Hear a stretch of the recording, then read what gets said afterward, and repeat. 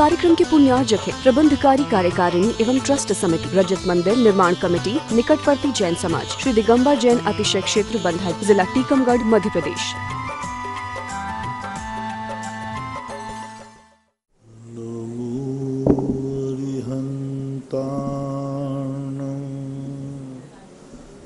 नमो सिद्धार्णं, नमो आयर्याणं, नमो वज्झायाणं,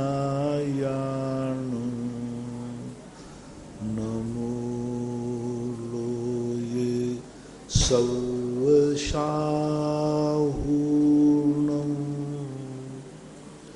पंच परमेष्टि भगवान की जय। आचार्य श्री गुरुवर कुंद महाराज की जय। आचार्य श्री गुरुवर विद्यासागर महाराज की जय। परम पूज्य निर्यापक श्रमण मुनि श्री सुधा सागर जी महाराज की जय।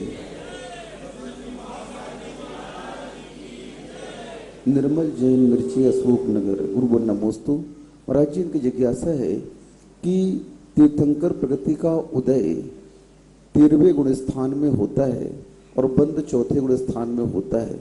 तो महाराज जी, जब इसका उदय 13वें गुण स्थान में है तो गर्भ, जन्म और तप कल्याणक क्यों मनाते हैं? अगर मनाना ही है तो जब से तीर्थंकर प्रगति का बंद हुआ है तब से उनका मनाना चाहिए महोत्सव। प्रवचन सार की चार्य चूलिका की हिंदी टीका के अंदर लिखा कि तीर्थंकर प्रकृति के समय पर जो साता वेदनी कर्म का बंध होता है उस क्वालिटी की साता और कभी परिणामों से होती ही नहीं। तीर्थंकर के प्रकृति के जो परिणाम होते हैं उन परिणामों के साथ में जो साता वेदनी कर्म बंध होते हैं उस साता वेदनी कर्म के विशिष्ट उदय होने से यह असाधारण घटनाएं घटती हैं। रत्न वृष्टि, उन्होंने लिखा रत्न वृष्टि आदि, पंच कल्याणक मेरु पर्वत पर अभिषेक आदि होना, ये सब दो प्रकृतियां मूल रूप से हैं, साता और यशस कीर्ति।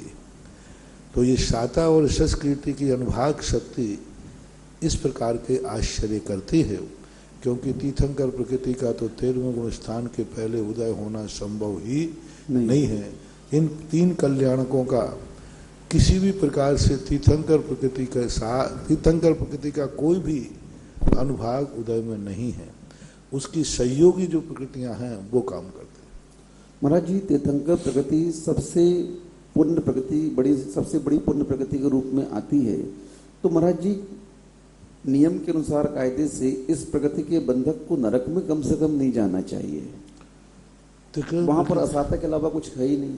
तीर्थंकर प्रकृति का बंधक नरक नहीं जाता, लेकिन तीर्थंकर प्रकृति के पहले जो अपराध कर लिया है, यदि तीर्थंकर प्रकृति पहले कोई अपराध कर ले और तीर्थंकर के बंध के प्रति माफ हो जाए तो तीर्थंकर प्रकृति तो बड़ी अन्याय की समर्थन करने वाली नहीं। माफ किया ना आपने, 33 सागर की आयु को 84,000 वर्ष में परिवर्तित किया। तो कम करना अलग चीज है और माफ ही कर देना एक तो होता है कि कम कर देना कि भाई ठीक है ये प्रधानमंत्री का बेटा है इसलिए थोड़ा कम कर दो, और एक बिल्कुल बरी कर देना है तो कानून का उल्लंघन है। तीर्थंकर प्रकृति के पहले उसने जो अपराध किए हैं, यदि तीर्थंकर प्रकृति के कारण उनकी बंद कर व्यवस्था डिस्टर्ब हो जाए तो सबसे बड़ी अन्याय का समर्थन करने वाले माने जाएगी। यानी तीर्थंकर प्रकृति का बंद करने के पहले कुछ भी करो, तीर्थंकर प्रकृति सब माफ कर देगी, नहीं। एक बात। दूसरी बात है कि आयु बंध एक बार बंधने के बाद उसका मूल परिवर्तन नहीं होता। उसमें उत्कर्षण अपकर्षण दोनों हो सकते हैं। उत्कर्षण भी हो सकता है, अपकर्षण भी हो सकता है, लेकिन उसके आयु कर्म का परिवर्तन कभी कदापि नहीं हो सकता।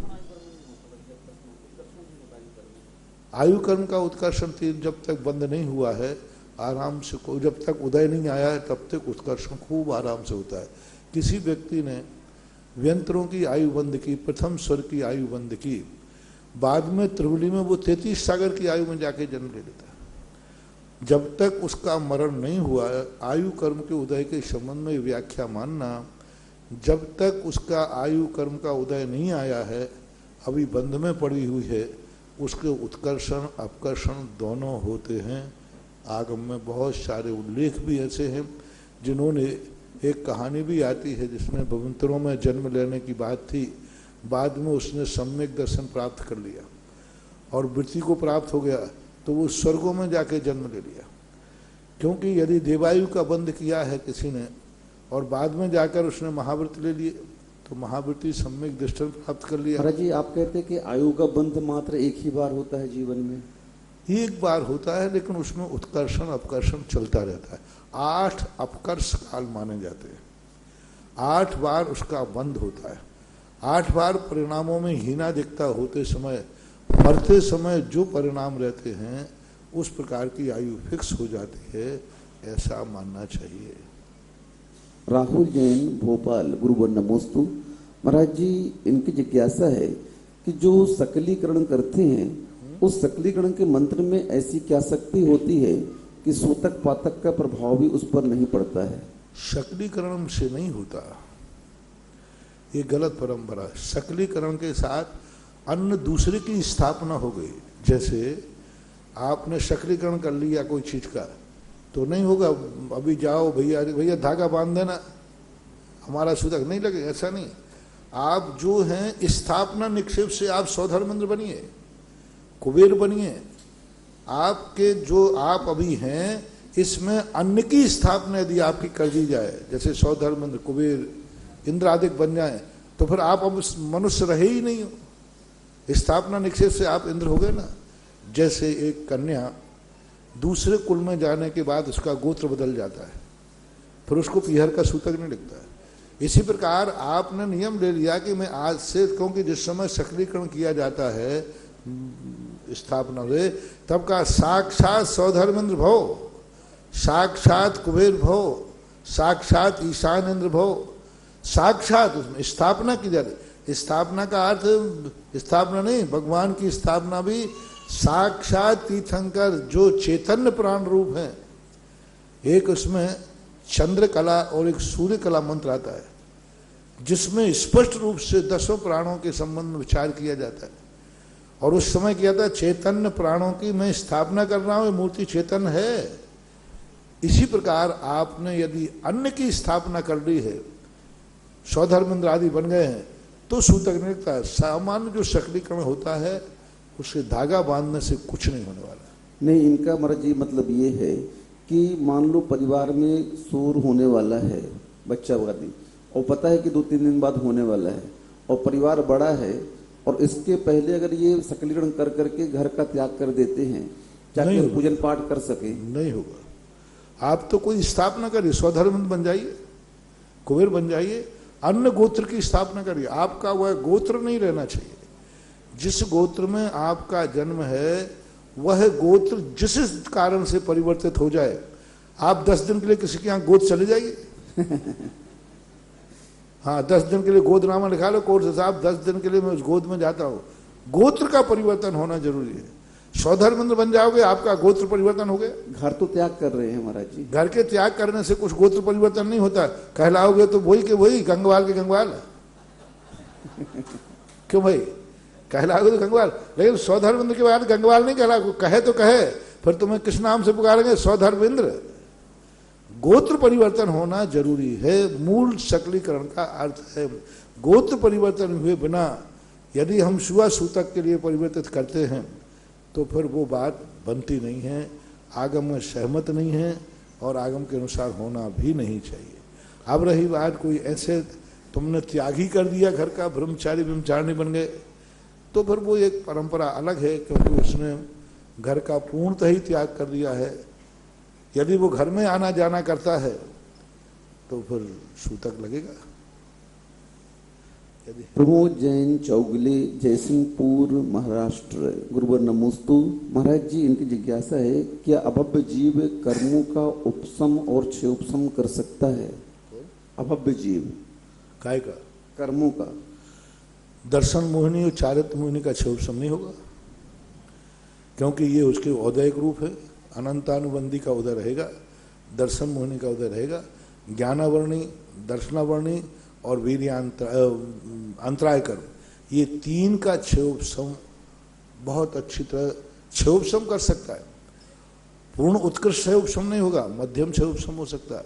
ज्ञानावरणी कर्म का इतना बड़ा क्षयोपशम हो सकता है कि वो पूरे द्वादशांग का ज्ञाता हो सकता है, इतना क्षयोपशम हो सकता है।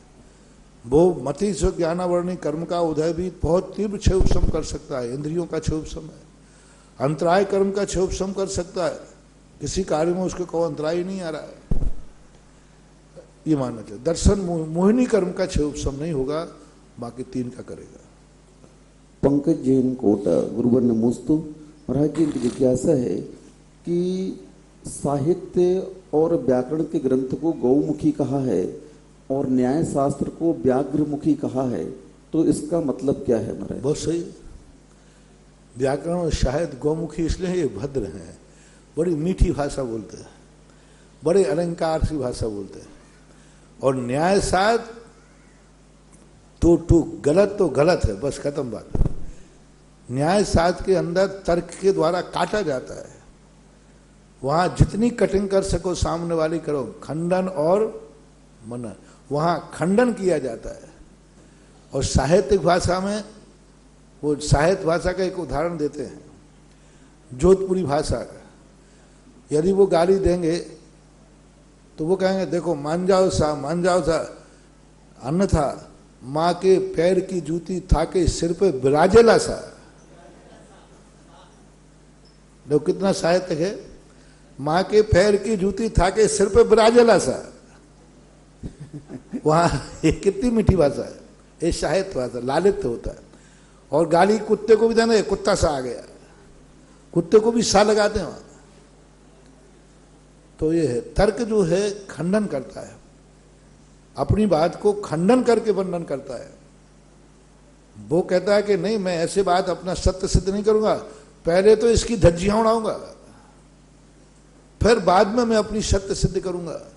जितने न्याय शास्त्रों में वर्णन आया सभी में प्रथम शस्त्र स्वयं का नहीं उठाते, सामने वाला जो बोल रहा है उसी का खंडन करते हैं। पूरा श्लोक वार्तिक इसी से भरा पड़ा है।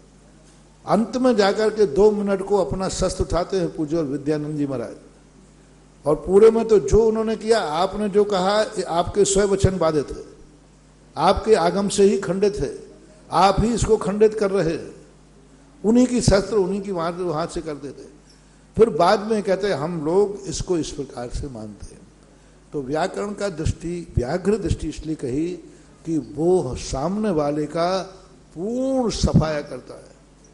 रंजना जैन दोसा, गुरुवर नमोस्तु। महाराज जी के पर्व के दिनों में हम लोग जो उपवास करते हैं और उसमें कोई साधु संत नहीं है हमारे नगर में, तो वह उपवास हम भगवान के सामने एक दिन पहले लें या उसी दिन लें? कोई बात नहीं, कर सकते हैं। राजकुमार जैन, इम्फाल, गुरुवर नमोस्तु। महाराज जी की जिज्ञासा है कि सृष्टि पर जो जीव हैं वो यथावत हैं या इनमें कुछ कमती बढ़ती होते रहते हैं?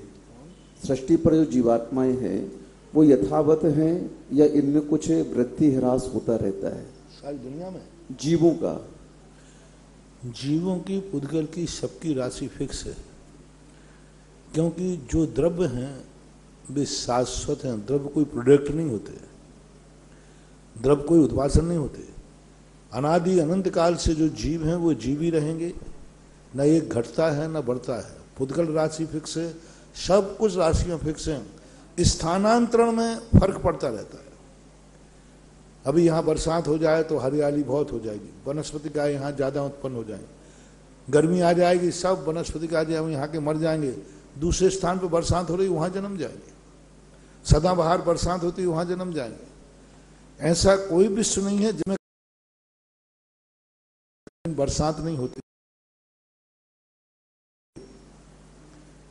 कुछ दलदलीय स्थान ऐसे हैं जहां सदा बरसात होती है, चेरापूंजी है, विदेश है, और भी स्थान है। तो स्थानांतरण में कमी बड़ी होना अलग चीज है। अभाव रूप से कभी ना कम होते हैं और ना वृद्धि को प्राप्त। इंजीनियर पंकज जैन पाटनी, 12, गुरुवर नमोस्तु। महाराज जी की जिज्ञासा है कि 8 वर्ष अंतर मुहूर्त की आयु होते ही वह जीव संयम को अंगीकार कर सकता है, तो 8 वर्ष अंतर मुहूर्त जन्म से लेने हैं या जन्म के बाद? वैसे शास्त्रों में गर्भ के बाद की बात आई है। जब तीर्थंकर के 8 वर्ष अंतर मुहूर्त में पंचम गुण स्थान की चर्चा की तो उस समय उन्होंने गर्भ से ही गिने। चूंकि गर्भ से आज वर्तमान में सामान्य लोगों का गर्भ की तिथि, गर्भ का समय पता नहीं चलता। कई दिन निकल जाने के बाद मालूम चलता है गर्भ में जीव आ गया। कोई भी व्यक्ति, ना तो माँ ना पिता ना कोई भी ये नहीं बता सकता कि एकदम फिक्स टाइम इतने बज के इतने मिनट इतने सेकंड पर गर्भ में जीव आया है। तीर्थंकर का रहता है। तीर्थंकर जैसे माता 16 स्वप्न देखती है, अंत में सिंह या हाथी उनके मुख में प्रवेश करता है। मुख में प्रवेश करना ही बता रहा है कि जीव का गर्भ में अवतरण हो गया। तो उनका तो निर्धारण है। शेष लोगों का न जानने के कारण से को 2 दिन 4 दिन 8 दिन निकल जाए, कई लोगों को तो कई महीने निकल जाते। एक घटना ऐसी घटी, नाम लिए बिना बताता हूँ। उनके यहाँ कोई संतान नहीं थी। 40-45 साल लगभग उनकी उम्र हो चुकी थी। वो मेरे साथ आते थे शौच आदि में। एक जगह गौशाला की, मैंने कहा देखो तुम्हारे भाग्य से, हम निसंतान को दुर्भाग्य नहीं कहते हैं, तुम्हारे कितने पुण्य के उदय हैं कि तुम्हारे यहाँ कोई संतान नहीं। ना ऊधो को लेना ना सूधो को देना, कुछ नहीं कहना, अपनी जिंदगी निकालना है, खाओ पियो मस्त रहो और चले जाओ। बेफालतू छोरा छोरियों के चक्कर में पड़ करके और हाँ, और उनके कारण से कितने राग द्वेष, कितना व्यक्ति जितना अपने लिए टेंशन नहीं करता जितना बच्चे बच्चियों को टेंशन करता है। व्यक्ति जितने अपने लिए नहीं सोचता जितना बच्चे बच्चियों को सोचता है। तो मैंने कहा क्यों ना तुम गायों की सेवा करो, बढ़िया। और गायों को बहुत तुम्हारे लिए, उसके मन में बताया गया कि बात महाराज जी कह रहे हैं ठीक है मैं गायों की सेवा करूंगा। और वो गायों की इतनी सेवा की उसने, अपने हाथ से बच्चों को खिलावे और गायों के सामने बैठ कर देखो मेरी किस्मत में तो संतान नहीं है, लेकिन तुम त्रियंश होकर भी तुम्हारे यहाँ बच्चे हैं। उन बच्चों को दूध पिलावे। बच्चों परिणाम ये निकला कि उनको तो उम्मीद थी नहीं कि हमारे यहाँ कोई बच्चा होने वाला है। एक दिन उनके पेट में कुछ तकलीफ हुई, वो डॉक्टर के पास गए और वो डॉक्टर ने कहा तुम्हारे तो पेट में तो 3 महीने हो गए बच्चा है। अब उनको कभी एहसास नहीं हो पाया। और उस गौशाला की सेवा का परिणाम ये निकला कि फिर रुकने का नाम नहीं।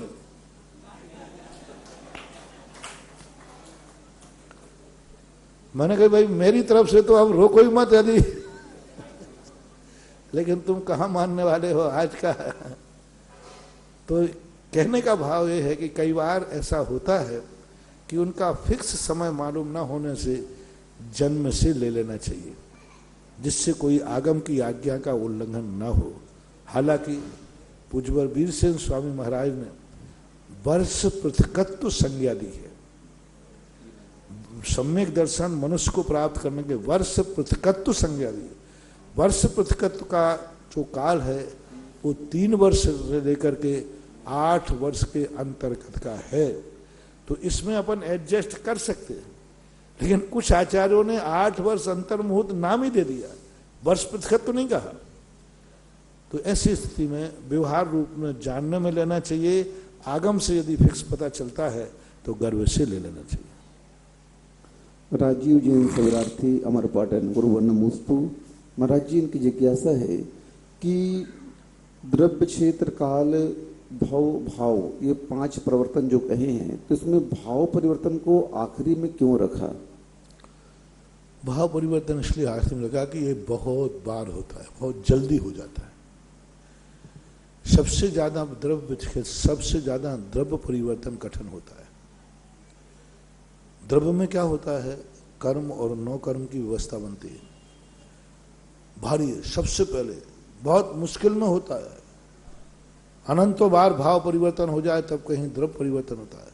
क्षेत्र परिवर्तन उससे बड़ा है, बहुत मुश्किल है। उसी क्षेत्र में जहां जन्मा है उससे एक प्रदेश बाहर जन्मना है। द्रव्य क्षेत्र काल आज इस बार मान लीजिए 10 बजे जन्म हुआ तो दूसरे सब जन्म 10:01 पे होना चाहिए, समझाने के लिए कठिन होता है। भाव परिवर्तन भी कठिन होते हैं। तो भाव परिवर्तन इसलिए होता है कि भाव एक एक क्षण में, एक जीवन में असंख्यात लोक प्रमाण भाव हो जाते हैं। एक जीवन में असंख्यात लोक प्रमाण परिणाम हो जाते हैं। तो भावों का जो परिवर्तन है वो बहुत जल्दी हो जाता है, पूर्ण हो जाता है। इसलिए उसको लास्ट में रखा हो, संभवतः या व्याख्या हो। अलग से किसी आचार्य महाराजों ने इस पर कोई टिप्पणी नहीं की। आदित्य जैन परसोरिया सागर गुरुवर नमोस्तु। महाराज जी, इनकी जिज्ञासा है कि जो नवीन मंदिर बन रहा है तो उस नवीन मंदिर में पुराने मंदिर की सामग्री जो टूट में निकली है उसको लगा सकते हैं क्या? मंदिर की सामग्री मंदिर में लगाई जा सकती है, कोई बाधा नहीं, घरों में नहीं लगाना। मोदी अंकित कुमार जैन ग्राम जूना रहेली गुरुवर नमोस्तु। महाराज जी कह रहे कि भगवान के मंदिर में हम लोग मंजन कर रहे थे तो उस समय पार्श्वनाथ भगवान की मूर्ति खंडित हो गई, तो महाराज जी अब समाज को क्या प्रायश्चित करना चाहिए इसके पीछे? कोई भी प्रायश्चित सार्वजनिक नहीं दिया जा सकता, उनको व्यक्तिगत संपर्क करना होगा। संगीता जैन गोधा मनासा MP गुरुवर नमोस्तु। महाराज जी, इनकी जिज्ञासा है कि जब हम लोग पूजन करते हैं तो देवगुरु शास्त्र की पूजन करने के उपरांत में सीधे हम 16 कर्ण की पूजन कर सकते हैं या जो भगवान मूल नायक है उनकी करना आवश्यक है? आपकी इच्छा के ऊपर। देवशास्त्र गुरु इसलिए कर लेते हैं कि उसमें सारे दुनिया के सब कुछ आ जाता है। अरहंत भी आ गए, सिद्ध भी आ गए, जिनवाणी माँ पूरी आ गई, गुरु महाराज लोग पूरे आ गए, इसलिए उसको अनिवार्य कर दिया जाता है। फिर उसके बाद आपकी इच्छा के ऊपर है, कुछ भी कर सकते हैं। मंजू जैन धानुप्या महावीर नगर कोटा गुरुवर नमोस्तु। महाराज जी ये पूछ रहे हैं कि आदि पुराण में चोल क्रिया पढ़ी आदिनाथ में, जिसमें बच्चे के मुंडन के बारे में बताया है, तो उस मुंडन की प्रक्रिया को ही अपनाना चाहिए क्या और कोई विधि है हमारे यहाँ? चौल क्रिया जो चौर कर्म है, इसके संबंध में और तो कहीं हमें देखने को मिला नहीं। सबसे पहले जिनसेन स्वामी ने महापुराण में 53 क्रियाओं के अंतर्गत इसका वर्णन किया है। अब आगम में हमें कोई भी ऐसा उदाहरण देखने में नहीं आ रहा। बहुत प्रतिमानों की कथाएं बहुत देखी, लेकिन कहीं भी हमें उसमें देखने में नहीं आया कि किसी का चौर कर्म आदि हुआ है। तो इसलिए जिनसेन स्वामी के अनुसार तो होने में कोई बाधा नहीं है। बहुतायत कुछ बातें उसमें ऐसी लिख दी गई जो जिन धर्म से, जिन परंपरा से बाह्य प्रतीत होती है। चूंकि 10वीं शताब्दी का एक ग्रंथ है, 10वीं शताब्दी में दक्षिण भारत के अंदर जो स्थितियां थी, भौगोलिक स्थितियां या कहना चाहिए सामाजिक परिस्थितियां या राजकीय परिस्थितियां, उस समय का जो इतिहास पढ़ा तो वो एक परिवर्तन का युग था। एक दूसरे के दबाव का प्रस्ताव था, एक दूसरे की संधि का प्रस्ताव था, एक वर्ग सामने वाला बहुत हावी था। यदि उससे सामंजस्य करके न चला जाए तो बहुत सारी बातों को दिक्कत होती है। तो इसलिए बहुत सारी बातों को समावेश किया गया है ऐसा लगता है। फिर भी वर्तमान में भी बच्चों के मुंडन की परंपरा है, कराने में कोई बाधा नहीं है। पेड़ में बताते हैं किसान पहला फल आता है उसको तोड़ के फेंक देता है। पहली रोटी तुम गाय को खिला देते हो, पहले बाल भी उखाड़ के फेंक दो, बाद में अच्छे बराबर आ जाएंगे, ठीक ठाक आ जाएंगे। प्रदीप कुमार जैन बैरसिया गुरुवर नमोस्तु। महाराज जी इनकी जिज्ञासा है, कोई व्यक्ति समाज के अंदर निस्वार्थ भाव से बिना छल कपट किए भगवान की पूजन अभिषेक का जल भरता है, पूरा समाज के पुजारियों के लिए, महिलाओं के लिए चंदन जल आदि देता है, द्रव्य की थाली लगाता है बिना निस्वार्थ भाव से, फिर भी लोग उनकी निंदा करते हैं। कोई वेतन तो नहीं लेते, ये मतलब इनका स्वभाव है। हाँ, तो उसके बाद भी इनकी निंदा होती है, इनकी बुराई होती है, तो महाराज जी ऐसे कौन से पाप कर्म का उदय है? अब देखो, कोई भी केस होता है, जब तक दोनों पक्ष की न सुना जाए तब तक नहीं कह सकते। ऐसे परोपकारी जीव की बुराई होना नहीं चाहिए। कौन बुराई करेगा जो दुनिया थाली लगा के देवे, पूजा का जल भरे? कोई ना कोई कारण जरूर है, कोई ना कोई तुम्हारे अंदर दुर्गुण जरूर है, कोई ना कोई बात है। अन्यथा मैंने तो ऐसे लोगों की प्रशंसा सुनते देखा है। हम अब तो जाते हैं तो लोग कहते महाराज जी ये तो क्या देवता, बड़ी पूजा करे या नहीं करे, सबकी पूजा की थाली लगाता है, सबको अभिषेक का जल भरता है और सबको हाथ जोड़ करके विनय के साथ, या तो तुम भरने के बाद दादागिरी दिखाते आए चुपचाप बैठो हम थाली वहीं ला रहे हैं। कोई ना कोई हिटलर शाही तुम्हारी है। यानी कई लोग क्या काम करते हैं और एहसान जताते हैं, इस कारण से तुम्हारी निंदा होना नहीं चाहिए। अब हमें जो निंदा करने वाले हैं उस पार्टी का नाम और बताओ, यदि वो मेरे लिए उनको भी प्रश्न करने की छूट है। भाई ये जहां से प्रश्न आया हो, जो इसकी निंदा करते हो वे भी इनका प्रश्न भेजें कि महाराज जो व्यक्ति निःशुल्क सेवा के रूप में कार्य करना चाहिए उसके अंदर क्या ऐसा नेचर होना चाहिए, तो फिर हम दोनों का निर्णय कर सकेंगे। का किरण जैन, अमर पाटन, गुरुवर नमोस्तु। महाराज जी, केवली भगवान के ज्ञान में सब कुछ झलक रहा है हस्त आंवलेवत, तो फिर भी हमारे लिए बहुत सारे जो स्थान, अगम्य स्थान है, उनके बारे में पता नहीं चल पाता कि यहाँ पर क्या संस्कृति है। तो महाराज जी, ऐसा हम लोगों को क्यों मालूम नहीं हो पाता, क्यों हमारे शास्त्रों में वर्णन नहीं अगम्य स्थान के बारे में? केवली भगवान को सब कुछ दिखता झलकता है और बहुत सारी समस्याओं का समाधान आगम में मिलता है, लेकिन जो अगम्य स्थान है तो उनके बारे में हमें कैसे मालूम नहीं रहता? वो तो बता चुके हैं, अब तुम्हें नहीं समझ में आए तो क्या करें? वो तो मास्टर स्कूल में पढ़ा चुका है, लेकिन अब तुम्हारी खोपड़ी में नहीं जाए तो वो क्या करे? मास्टर तो पूरा कोर्स पढ़ा देता है, यदि पूरा कोर्स नहीं पढ़ाया होता तो उसके कुछ विद्यार्थी मेरिट लिस्ट में कैसे आ गए? कुछ विद्यार्थियों को डिक्टेंशन क्यों हो गया? अब फेल वाले की ये कमी है। हमारे जैना भगवान ने जो कुछ बताना था सब बता दिया, जो कुछ बताने योग्य था वो सब कुछ बता दिया, लेकिन अब तुम भूल गए, स्मृति नहीं हो, तो भगवान की कोई गलती नहीं है। इसके लिए तो अब यही करना पड़ेगा कि अपना क्षयोपशम बढ़ाओ और एक दिन स्वयं केवल ज्ञान प्राप्त करो। तो केवल ज्ञान प्राप्त करने के बाद फिर कोई चीज अगम्य नहीं रहेगी, सब ज्ञान में अपने आप झलक जाएंगे। हस्ता मलक वत प्रतिफलंती मालिका यश, सब कुछ झलक जाएगा। हमारे ब्रह्मचारी अंकित भैया अपनी भावना प्रस्तुत करें। नमोस्तु महाराज जी, नमोस्तु महाराज। महाराज जी, महाराष्ट्र के सभी भक्त परिवार के सब तरफ से नमोस्तु नमोस्तु नमोस्तु। महाराज जी, अभी जिज्ञासा में प्रश्न आया था कि सुतक पतक का, तो महाराज जी व्रती लोगों का घर त्याग नहीं होता है तो 2 पीढ़ी का उनको सूतक लगता है क्या महाराज जी? ये जिज्ञासा यदि वो घर में रह रहे हैं तो सूतक उनको लगेगा, क्योंकि घर में पूरा समाचार है, परिवार के साथ संबंध है।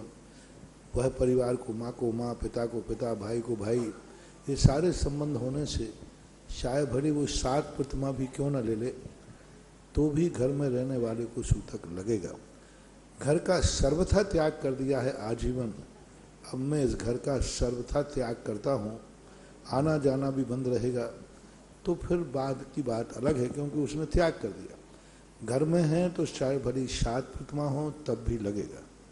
महाराज श्री घर में नहीं है, घर से जोड़ा भी नहीं है, लेकिन आना जाना बना है तो लगेगा। और एक महाराज जी कैसा है, आचार्य श्री के आशीर्वाद से हम एक छोटा सा मिरज में वात्सल्य आधार करके एक आश्रम बना है, जीव दया का काम करते हैं महाराज श्री। उधर हम वो कुत्ते बिल्ली जब उसको जो चोट लगती है उसका जीव दया का काम करते हैं हम।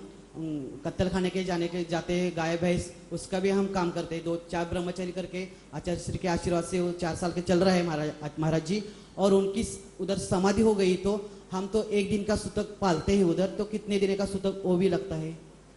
जानवर जो बचाते हैं उनकी सेवा करते हैं, यदि वो मर जाते हैं तो उसकी भी हमें सूतक पातक लगेगा। यदि आपने उनका स्पर्श किया है तो 1 रात का सूतक, यानी 1 दिन का सूतक। स्पर्श नहीं किया है तो कोई सूतक नहीं।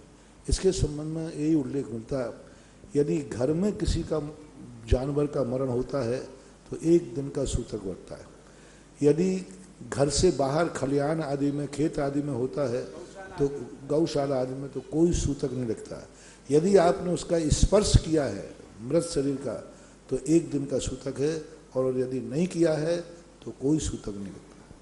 नमस्ते महाराज जी। अंकित जैन विदिशा इसके बाद तैयार रहेंगे। राजेश जी गंगवाल जयपुर।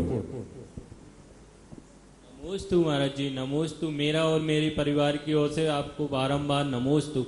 महाराज जी यहाँ पे मंदिर जी में नीचे मतलब आदिनाथ भगवान है और ऊपर महावीर स्वामी भगवान है, मगर नीचे ऐसा क्या है मतलब महाराज जी पैर रुकते ही नहीं है नीचे। नीचे मतलब ऐसा लगता है कि आदिनाथ भगवान के ही पास जाना है। वहाँ नमोस्तु तो करते हैं महाराज जी, मगर ऐसा रहता है कि मतलब वहाँ पे आदिनाथ भगवान के ही पास जाना है। ऐसा क्या है? ऐसा लग रहा है, यही बता रहा है वहाँ कुछ ना कुछ तो है। हाँ महाराज जी है। उस मूर्ति का है ही ऐसा अलौकिक मूर्ति, बहुत बड़ी एक मूर्ति की जो मंगल स्वरूप है, जो मैं बता कहता हूँ। अनेक अनेक प्रकार की मूर्तियों का स्वरूप होता है, मूर्तियों का, भगवानों का कोई स्वरूप नहीं होता। मैंने कहा कि बहुत सारी मूर्तियां हैं जिनमें एनर्जी बहुत है, ताकत बहुत है, लेकिन मंगल स्वरूप चांदखेड़ी की मूर्ति का सबसे बड़ा सगुण है मंगल रूप, शुभ रूप, सगुण रूप। उनके से कुछ प्राप्त करे या नहीं पड़े, उनको देखने मात्र से उसका सगुण हो जाता है, मंगल हो जाता है। तो एक मूर्ति का अपने आप है, जिन्होंने बैठाली हो उनकी पुण्यवानी, जिन्होंने सूर्य मंत्र दिया हो कोई महान तपस्वी, क्योंकि मूर्तियों के 3-4 कारण होते हैं अतिशय के। एक तो खुद पाषाण अपने आप में एनर्जिस्ट होता है। कभी कभी पाषाण में इतनी एनर्जी होती है कि मैंने अभी तक इतनी सारी मूर्ति की प्रतिष्ठा की।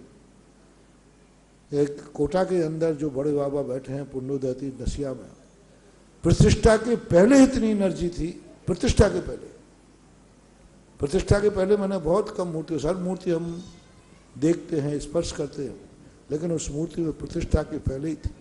तो कुछ पाषाण ऐसे होते हैं कि जो प्रतिष्ठा के पहले ही, कुछ शिल्पी का महत्व होता है, कुछ दातार का महत्व होता है, दाता के रूप से, और फिर दूसरा महत्व होता है कि किस आचार्य ने, किस मुनि ने सूर्य मंत्र दिया।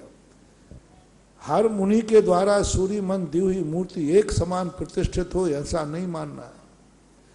जैसे डॉक्टरों के भेद हैं, डॉक्टर सब हैं, लेकिन सभी डॉक्टर सब हैं कि नहीं? सब डिग्री बराबर है, लेकिन हर डॉक्टर के हाथ में यश नहीं होता। इसी प्रकार सूर्य मंत्र सब वही देंगे, कोई अलग से नहीं देंगे, लेकिन सूर्य मंत्र का उतना महत्व नहीं है। सूर्य मंत्र किसने दिया है उसका महत्व है। नमोकार मंत्र का उतना महत्व नहीं, नमोकार मंत्र किसने पढ़ा है। भक्तांबर का महत्व नहीं उतना, भक्तांबर किसने पढ़ा है? वही भक्तांबर मानतुंग आचार्य ने पढ़ा, यही भक्तांबर था, दूसरा नहीं था। 48 ताले को उड़ गए, और वही भक्तांबर दूसरे लोग पढ़ते हैं, कहो सांकल भी नहीं खुले। भक्तांबर तो वही है ना, पढ़ने वाले की, किसकी जिह्वा से निकला है, किसकी अंतर चेतना से निकला है। जो मंत्र सूर्य मंत्र दिया जाता है, उस साधक ने कभी उस मंत्र की साधना की है क्या उस मंत्र को कभी साधा है कि मात किताब में से उठाया फूक दिया? कोई बंगाली जादू नहीं है। जो भगवान के ऊपर संस्कार किए जाते हैं, उन संस्कारों को जो साधु स्वयं जीवित करके सीता है, उनको अपने आत्मा पे स्थापित कर करके फिर स्थापित करता है। उनको पहले स्वयं जीता है। जिस साधु ने इन मंत्रों को स्वयं जिया हो, स्वयं साधा हो, स्वयं साधना की हो, ऐसे साधु के द्वारा कोई मूर्ति प्रतिष्ठित हो जाए तो मूर्ति की ऐसी चमत्कार हो जाता है। हो सकता है किसी महासाधक ने, महामुनिराज ने इस मूर्ति को सूर्य मंत्र दिया हो। तो ये सब कभी कभी कारण का भली पता ना हो, कार्य को देख करके पता लगाया जाता है कि कारण भी कोई महान रहा होगा। खंडहर बताते हैं कि ये वारत कभी बुलंद थी। जय हो। बंधुओं, ये बिल्कुल सच बात है कि जैसे ही हम चांदखेड़ी में आते हैं, चंदोदा तीर्थ में आते हैं, आप अपने पैरों को धोते हैं तो आपके पैर वास्तव में ऊपर नहीं रुकते। आप नमोस्तु तो करते हैं खड़े खड़े, लेकिन पहले कहाँ दौड़ते हैं? नीचे भूगर्भ में विराजित। तो ऐसे अतिशयकारी भगवान है। दूसरा एक मैं जीवंत उदाहरण बताता हूँ। मुझे इतने साल प्रतिष्ठा कराते कराते हो गए और इन महाराज श्री के साथ में बहुत सारी प्रतिष्ठाएं कराई, लेकिन महाराज श्री जो डायरी में मंत्र लिखे हैं वो तो प्रतिष्ठा के संस्कार करते ही करते हैं, लेकिन एक स्वयं ने जो साधना की है, जिस मंत्र को साधा है, उस मंत्र से जब तक प्रतिमा को मंत्रित नहीं कर दे तब तक मैंने किसी प्रतिमा में चमत्कार आज तक देखा नहीं है। प्रतिष्ठा में चमत्कार देखा है, क्योंकि जिन संतों की स्वयं की तपस्या होती है और जिन्होंने उस मंत्र को शांत करके रखा है, उन्हीं मंत्रों से प्रतिष्ठा होगी। दुनिया में इतनी सारी प्रतिष्ठाएं हो रही हैं, लेकिन हर प्रतिमा में इतना चमत्कार नहीं होता है। लेकिन जहां संत सुधा सागर जी महाराज के चरण पड़े, मैंने खुद अपनी आंखों से देखा है कि वातावरण भी ऐसा हो जाता है कि देवता भी आकर के देखते हैं कि वास्तव में कैसा चमत्कार है। अगली जिज्ञासा राजेश जी गंगवाल। इसमें एक कारण, अभी एक चार कारण, एक कारण और है, मूर्ति किस स्थान पर बैठी है, स्थान का भी बहुत बड़ा प्रभाव। मैंने बहुत बार देखा, वास्तु से भी पढ़ा, प्रतिष्ठाओं में पढ़ा, मूर्ति जब अपनी ये मूर्ति बैठी थी, इसकी दृष्टि नीचे सबसे निचले भाग में थी, और जब से इसको उच्चासन दिया, सांगानेर की मूल दृष्टि ध्वस्त पे थी। 8 भाग होते हैं गेट के, ध्वस्त पे मूर्ति थी। जैसे ही उनकी दृष्टि गज पर गई, आज सांगानेर भी अंतरराष्ट्रीय क्षेत्र बन गया। जय हो। एक जबलपुर करके स्थान है जहाँ के विनोद ब्रह्मचारी, हनुमान ताल, वहाँ एक बहुत प्राचीन मूर्ति है। प्राचीनता में मुझे दिखता कि सबसे प्राचीन मूर्ति वो मुझे प्रतीत होती है, कौरव और पांडवों के समय की मूर्ति प्रतीत होती है इतिहास के अनुसार। वह मूर्ति मैंने कई बार जबलपुर गया, पूज्य गुरुदेव के साथ में बहुत बार गया, लेकिन उस मूर्ति का कोई ध्यान नहीं था। ठीक साइड में बैठी थी, एक सामान्य मूर्ति थी, सब लोग दर्शन ऐसे करते थे। जब मैंने अभी बीच में जब यहाँ से गया था टोंक से, मैं जब उस मूर्ति को देख करके मैंने कहा ये मूर्ति तो बहुत बड़ी चीज़ है। मैंने वहाँ ध्यान किया। ध्यान करने के बाद जो मुझे मन में एहसास हुआ कि यदि इस मूर्ति का स्थान बदल दिया जाए तो यह मूर्ति ऐसा चमत्कार दिखाएगी जो देख के दंग रह जाए। जय हो। मैंने वहाँ की कमेटी से विचार विमर्श करके उसका स्थान बदला, और स्थान बदल करके जैसे उनको स्थान पर उठाना, आज आप देख के ताज्जुब रहेंगे, उस मंदिर में आज 6 साल हो गए होंगे, ताले नहीं लगा, ताले ही नहीं लगते, 24 घंटे अखंड भक्तामर पाठ चल रहा है। जय हो। स्थान का बहुत बड़ा फर्क होता है। सब कुछ साधु ठीक था, प्रतिष्ठा ठीक, सब कुछ थी, लेकिन स्थान गलत हो तो स्थानों का भी बहुत बड़ा, क्योंकि द्रव्य, क्षेत्र, काल, भव और भाव, ये 5 निमित्त एक साथ चाहिए। इसमें से एक निमित्त भी कम होगा तो उसका प्रभाव पड़ता है, ऐसा मानना चाहिए। आइएगा राजेश गंगवाल जयपुर, इसके बाद तैयार रहेंगे ब्रह्मचारी मुकेश भाई गोटेगांव। महाराज जी के चरणों में मेरे पूरे परिवार की ओर से, मम्मी की ओर से, सभी की ओर से बारंबार त्रिवार नमोस्तु। महाराज जी, ये प्रश्न मुझे किसी ने पूछवाया जयपुर से कि 10 लक्षण महापर्व लिखा जाए या पर्यूषण महापर्व कहा जाए, क्योंकि जयपुर में ये प्रथा चल गई कि 18 दिनों का पर्यूषण होता है, 8 दिन का श्वेतांबरों का और 10 दिन का दिगंबरों का। देखो, जब दोनों की विचारधारा बिल्कुल भिन्न है, न्यारो पूत पड़ोसी दाखिल, जमीन आसमान का अंतर है। पूज्यवर्ष धर्मसागर महाराज के समय दिल्ली के अंदर एक महाराज थे, श्वेतांबर साधु थे, उनके साथ मीटिंग हुई। उन्होंने कहा महाराज जी कंप्रोमाइज कैसे किया जाए, कैसे दोनों एक हों, दिगंबर श्वेतांबर। तो पूज्य धर्मसागर महाराज वैसे ही ज़्यादा नहीं बोलते थे। उन्होंने कहा भैया कंप्रोमाइज का तरीका 2 है, या तो तुम हम में मिल जाओ या हम तुम में मिल जाए, या तो तुम कपड़े उतार दो या मैं कपड़े पहन लूं। तो मैं तो कपड़े पहनने वाला नहीं हूं, क्योंकि मैं तो जीवन भर के लिए त्याग कर चुका हूं, लेकिन तुमने उतारने का त्याग नहीं किया है, क्योंकि बदलते तो हो गई। तुमने महाराज तो देखो, उन्होंने कहा तुम प्रतिदिन कपड़े बदलते होगे नहीं, तो इसका अर्थ है कि कपड़े उतार के ही तो बदलते होगे। तो तुम्हारे उतारने का तो त्याग है नहीं, हमारे पहनने का जरूर त्याग है कि मैं किसी अवस्था में नहीं पहनता। तो क्यों ना कंप्रोमाइज हो जाए कि तुमने अभी उतारने का त्याग नहीं किया है, तो तुम्हारा नियम टूटेगा नहीं। कपड़े उतार दो, हम सब एक थे, एक हैं और एक ही रहें। दूसरा उन्होंने कहा कि यदि ये नहीं होता है तो फिर कोई कंप्रोमाइज नहीं। कंप्रोमाइज का फिर दो ही तरीका होते, थोड़ा तुम चलो थोड़ा हम चलते, थोड़ा तुम झुको थोड़ा हम झुकते, तुम आधे उतारो और हम आधे पहने। तो ये भी कंप्रोमाइज होने वाला। फिर इसमें ये विवाद हो जाएगा कि आधे तुम नीचे के उतारोगे कि हम आधे ऊपर के उतारो, तो वो कंप्रोमाइज नहीं हो सकता। अब इसमें कंप्रोमाइज करने का जो प्रयास कर रहे हैं, देखो हम घर के बाहर अलग अलग हैं, घर के अंदर अलग अलग हैं, घर के बाहर तो भाई भाई भी अलग होते हैं। हमारा सिद्धांत होना चाहिए, घर के बाहर जब सड़क पे आओ तो शत्रुषु मैत्री, सारा जगत मेरा मित्र है। और जब तुम अंदर में जाओ कोई कोई न नथी रे, कोई किसी का नहीं है, मैं एक आके एक अतुल्य। घर के बाहर व्यक्ति रहता है, सबसे मिलके रहो। घर के अंदर आते भाई भाई भी अपने अपने कमरे में जाते हैं कि सब इकट्ठे रहते हैं? अपने अपने कमरे में जाना कोई बंटवारा है क्या? ये बंटवारा है कि व्यवस्था है? ये व्यवस्था है। इसी प्रकार से हम मानव जाति नाम से सब एक है। जब मंदिर की बात आई तो अपने अपने मंदिर में जा रहा है, ये बंटवारा नहीं है, व्यवस्था है, अपनी अपनी व्यवस्था है। उनको सवस्त्र मुक्ति मंजूर है, हमें निर्वस्त्र। कहाँ जमीन आसमान का अंतर है। तुम्हारे दिगंबर साधु की चर्या और उनकी चर्या सब कुछ तो भिन्न है। मात अकेला नाम एक हो जाने से संज्ञा स्वरूप लक्षण का भेद है। नाम जैन है, ठीक है, मैं किसी की आलोचना नहीं कर रहा हूं। वो 8 दिन के मनाए, आप 10 दिन के मनाओ, मिलने जुलने का धर्म के संबंध में कमरे मत मिलाओ, सड़क पे मिलो। कमरे में सारे मत मिलो, सड़क पे मिलो। कमरा अपना अपना होना चाहिए, सड़क सबके लिए होना चाहिए। मंदिर के अंदर धर्म सबका अपना अपना है, कर्म सब मिलके करो, धर्म अपना अपना स्वतंत्र रहना चाहिए। क्योंकि धर्म एक ऐसी संपत्ति है जिसमें मिक्सिंग नहीं चलती। ये धर्म का कांटा है, एक कूंजड़े की तराजू नहीं है कि यहाँ कुछ भी रखते जाओ।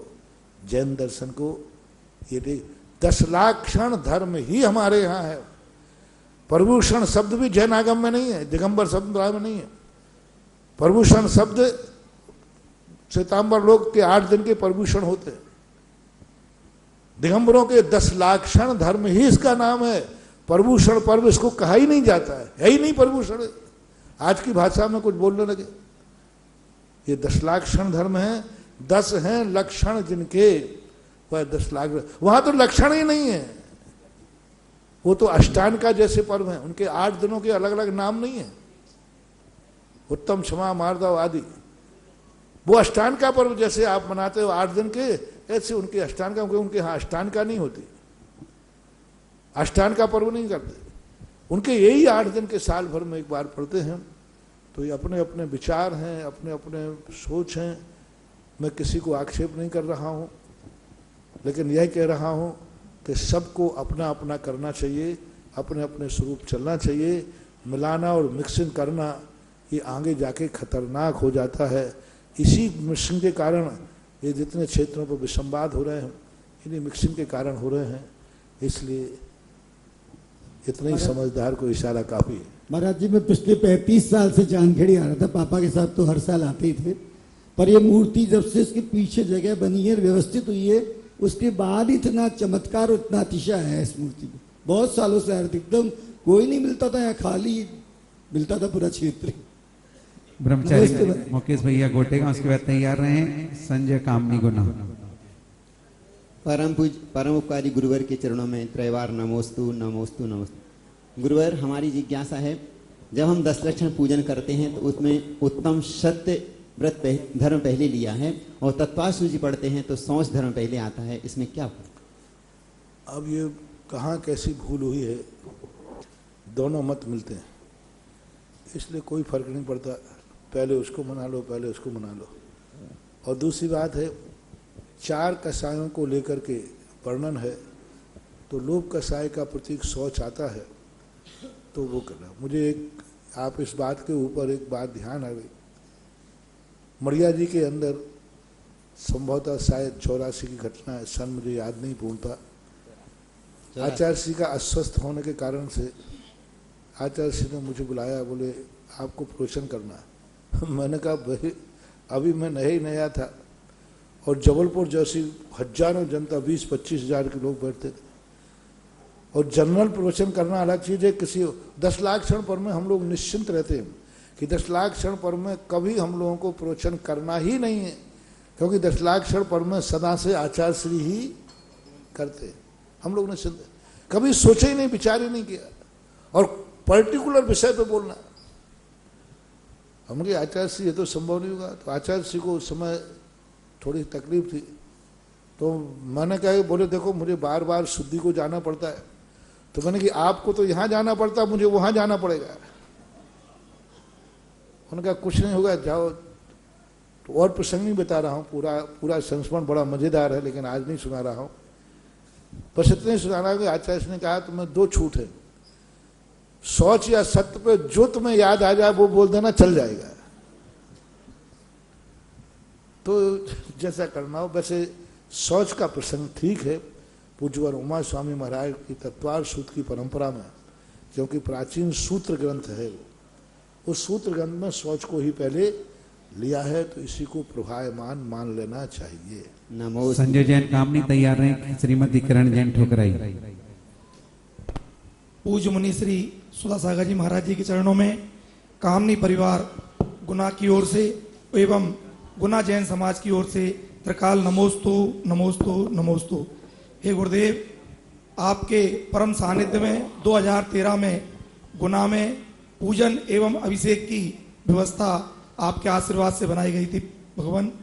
इस समय वहाँ पर यज्ञनायक और महायज्ञनायक का पद किन्हीं कारणों से रिक्त हो गया भगवान, तो उस पद की पूर्ति किस प्रकार गुना जैन समाज में बड़े मंदिर पर की जावे? उसी समय हम बता के आए थे, किसी कारण से यदि इसमें परिवर्तन आता है तो पुनः सब समाज बैठ करके उसका पुनः बोली लगा लेता है।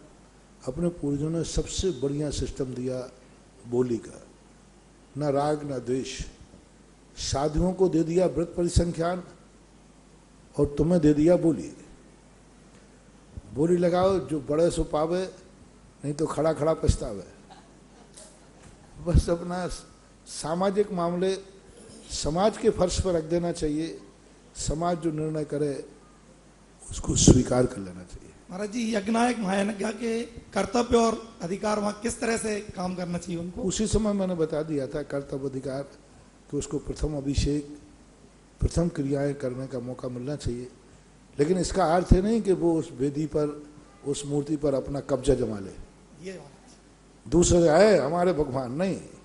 मात्र प्रथम अभिषेक करने का ही उसको अधिकार है। उसके बाद उसका कोई अधिकार नहीं, कमेटी पे नहीं, मंदिर पे नहीं, भगवान पे नहीं, वेदी पे नहीं। बस वो इतना अधिकार रखता है कि भाई जब यज्ञनायक बनाया है तो प्रथम अभिषेक उस पांडुशिला पे करेगा। प्रथम अभिषेक के बाद वो वहाँ से हट जाएगा। शांति धारा से भी उसका कोई ताल्लुक नहीं है। शांति धारा पर वो बोली लेगा तो लेगा, बस प्रथम अभिषेक करने के लिए ही वो बनता है। बस अभिषेक, प्रथम अभिषेक हुआ और प्रथम अभिषेक की पूरी क्रिया होते ही उसको तुरंत वहाँ से हट जाना चाहिए। उससे आगे उसका कोई अधिकार नहीं। यदि जमाता है तो ये उसकी उद्दंडता कहलाएगी। महाराज श्री, लेकिन इसमें एक विकल्प आता है, कहीं उसी जिनालय में कोई विधान आदि होता है, अनुष्ठान होता है, तो उस समय सौदरमिंद आदि, कुबेर आदि और पात्र बनते हैं, और उस बीच में अगर महायज्ञनायक कहता कि नहीं पहले मैं करूंगा, तो उस व्यवस्था में कैसे समझौता किया जाए? पहले तो उसका अधिकार है, उसको अलग पांडुशिला दूसरी लगा दीजिए। उसका तरीका एक ही है, क्योंकि उसका यदि प्रथम अभिषेक करने का जो उसका यज्ञनायक बनाया है तो उस पांडुशिला पर वह करेगा। आपको यदि स्वधर्म आदि से कराना है तो एक दूसरी पांडुशिला लगा करके उस पर अलग से अभिषेक कराया जा सकता है। इस कार्यक्रम के पुण्यार्जक है प्रबंधकारी कार्यकारिणी एवं ट्रस्ट समिति, रजत मंदिर निर्माण कमेटी, निकटवर्ती जैन समाज, श्री दिगंबर जैन अतिशय क्षेत्र बंधा, जिला टीकमगढ़, मध्य प्रदेश।